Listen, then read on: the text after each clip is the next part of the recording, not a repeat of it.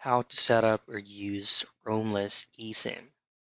A good thing that Roamless Esim is available for both Google Play for Android or the App Store for iOS. Simply head straight into Application Store and look for Roamless Esim.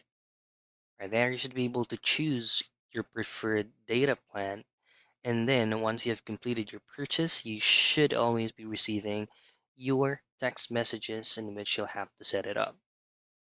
Install the Roamless eSIM and then the Roamless app, navigate to the Data tab, and then tap the Install option for your purchase plan.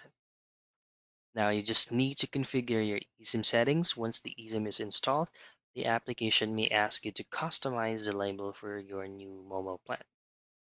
Afterwards, you can actually start using your Roamless eSIM. And that's basically it. It's how you use or set up Roamless eSIM.